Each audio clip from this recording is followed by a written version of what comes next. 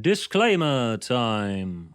So yeah, as ever, if you like these episodes, good for you. I shouldn't be able to take that away from you, and I wouldn't want to. All power to you, and I'm glad that you could find enjoyment from something that I couldn't. Now, before we go in, big shock time.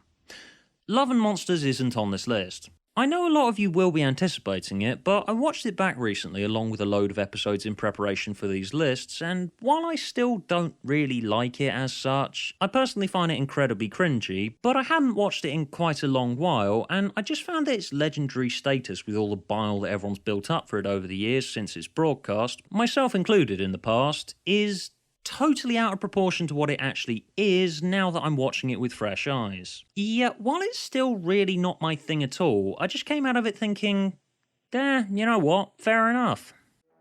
So, without any further ado, my top 10 worst episodes of New Who. Number 10. Closing Time. I'm a little bit conflicted about putting Closing Time on this list, purely because it features an appearance by Linda Barron, who played Auntie Mabel on the 90s children's educational show Come Outside, which I have far too fond memories of, and it's great to see that she's still acting, and putting this on here feels like sticking a knife into a little part of my inner child, hence it is low on the list, but Closing Time is pretty much the complete antithesis of what I look for in Doctor Who. I just really didn't see any point in returning to the life of Craig a mere 1 year on. Partly because I'm very not a fan of James Corden, and secondly because even for one of the budget-saving episodes, yeah, again, is this bloke's life really so interesting that it's worth doing pretty much the exact same thing for the budget-saving episode 2 years in a row? If you look at what Big Finish have done on their Companion Chronicles series and short trips, they've come up with some genius and incredibly varied small-scale sci-fi ideas that can be done on the cheap. Is there really any point in doing pretty much the same episode with the same story beats? Number 9. Daleks in Manhattan and Evolution of the Daleks. While Daleks in Manhattan was clearly well-intentioned, it was so misguided. This was where the clause in the contract with the estate of Terry Nation that in order to be allowed to use the Daleks at all, they must use them on screen in Doctor Who at least once a year, was starting to become a bit counterintuitive. I remember thinking at the time that the Daleks probably should have had a year off, because for one thing, the final shot of a Dalek in the season trailer and the dun dun dun starts to lose its impact when it's the third year in a row. And also, if they're not allowed any rest periods, I could immediately tell that they were going to start running out of things to do with them sooner or later and start clutching at straws. But conceptually, you know, alright, Daleks invading New York. We'd only ever seen them in the UK before. Guess that's something kind of new for the show to do, and it's a two-parter, and it sees the Daleks trying to evolve and adapt and survive now that there's only 4 of them left. The Doctor Who team clearly were trying to create event television with this one, but then, oh my god, just why, what the fuck is that, what the fuck, my eyes.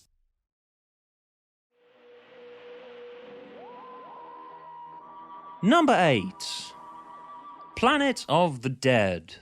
There's pretty much nothing in this story that we hadn't seen repeated ad nauseum throughout the Russell era, and the phrase I'd use to describe it is run out of steam. Central London of today, wormhole to a bland alien planet, offbeat comedy characters, a side character acting as a temporary assistant with basically nothing to do, fairy tale ending, a really tacked on flimsy approach to instigating a story arc. My evidence for why I'm really not that pissed off at the show taking a break in 2016 is right here. After several years of constant production, we'd all need some time off to get our strength back after that, and the alternate option is just to cobble together something pretty forgettable from familiar stock assets when your energy levels are running at about 0. Allegedly, Planet of the Dead was only finished about 2 days before it was due for broadcast, and it really feels like something stuck together with papier-mâché at last minute by some very tired people, who I do sympathise with. Really, I do.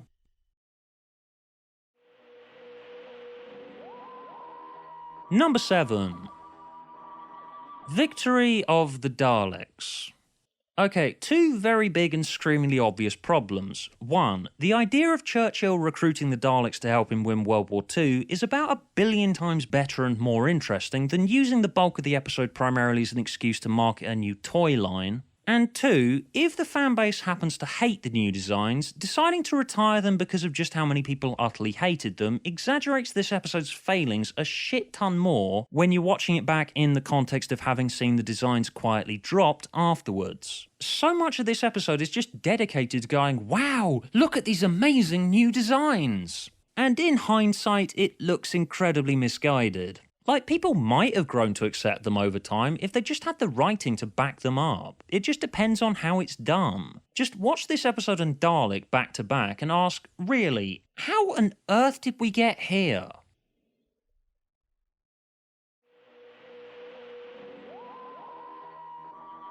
Number 6. The Doctor, the Widow and the Wardrobe. For someone with a very long history in comedy, you'd never expect Moffat to be so insufferably bad at trying to be fun and light-hearted. And it's got Claire Skinner and Bill Bailey in it. Like, how? This one just appears to be a product of Moffat's fatigue and taking on too many projects all at once. Given this was in the middle of when he'd just finished Season 6 of Doctor Who, and Season 2 of Sherlock was about to air, and his name was on the Tintin movie as well. He must have been so busy between 2010 and 2011, and it appears that he never had a chance to fully recover. The result just didn't have nearly enough original ideas to justify itself, rubbish tonal inconsistencies, and was full of lazy dialogue all over the place that tries to trick the viewer into believing that there's any depth to it.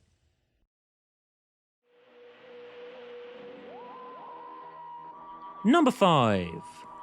The End of Time. I feel like most of what I could say by this point would be repeating mine or other people's talking points, but it really does surprise me that even lots of big 10th Doctor fans don't think that this final episode did his Doctor a disservice. I'm not even a big fan of 10 and I felt like he deserved better than this. Pretty much all of the positives of Russell's era are pushed to one side, and all of the negatives are brought to the forefront. A setup that could have taken about 15 minutes is dragged out over the entire hour of the first part, with lots of dialogue that feels way too self-aware. The Time Lords spend almost the entire story in the process of returning to our universe, only to leave again about 5 minutes after they do that. Rassilon's character is warped beyond all recognition to the point where he's basically a completely different Time Lord. Plot holes and loose threads all over the place. Donna, the best thing about New Who, is brought back but is given almost less than nothing to do. And of course the last half hour where the Doctor visits his past companions, which seemed to overdo itself for every agonising minute that it went on for.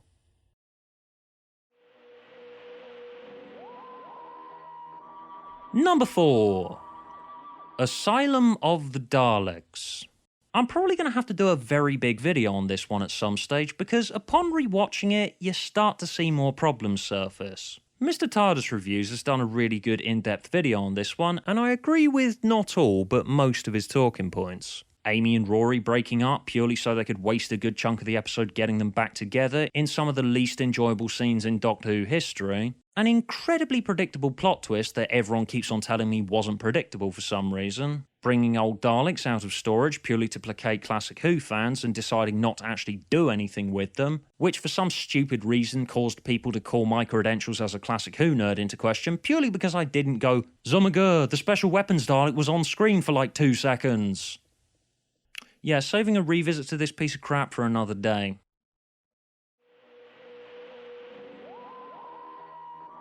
Number 3. Time of the Doctor. Yeah, upon rewatching this one and End of Time, I ended up finding Time of the Doctor the more abrasive watch, which really surprised me. Maybe I was just in a better mood at Christmas 2013, which coloured my opinion on it, and also, as I've said before, I kind of came to look at this one rather fondly in spite of its problems, purely because it was the straw that broke the camel's back and made raining on Moffat's work socially acceptable. I'd like to imagine this episode was based on this scene in the Five-ish Doctors reboot where Moffat's playing with his action figures, because that's what the entire episode feels like. Look, there's a weeping angel. Rah, we are monsters. And look, there's a Dalek, and the Dalek goes... Pshaw, pshaw. Yeah, it's a fucking mess.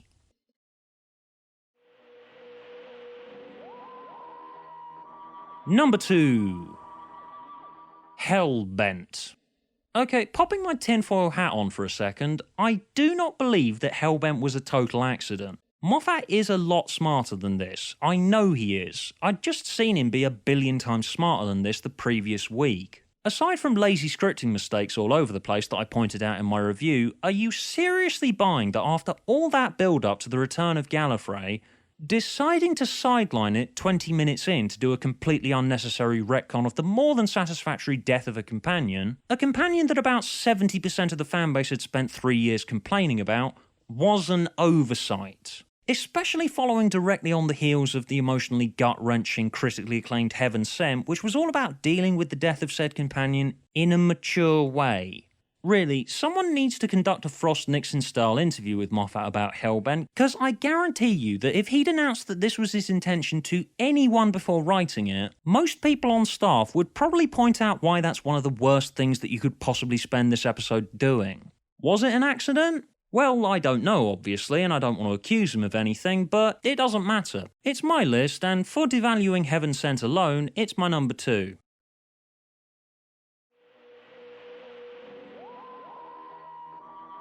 And number 1.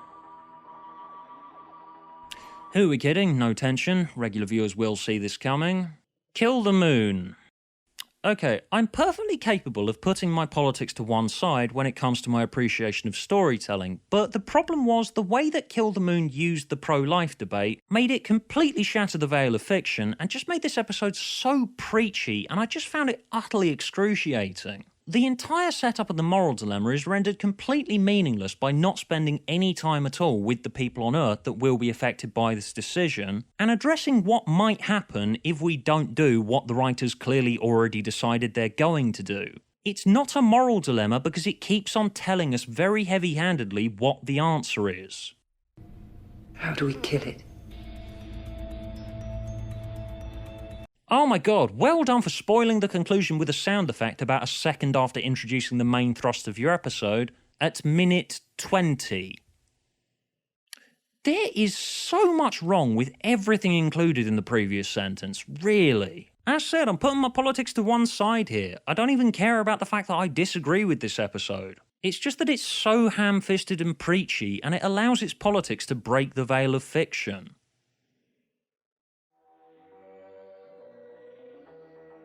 So, discussion questions. Do you agree with my list? No, Stuart, I don't agree with your list. Here's my top 10 worst. 10. Nothing. 9. Nothing. 8. Nothing as well. 7. Nothing again. Do you get it yet? Doctor Who is perfect. Shut up, hater.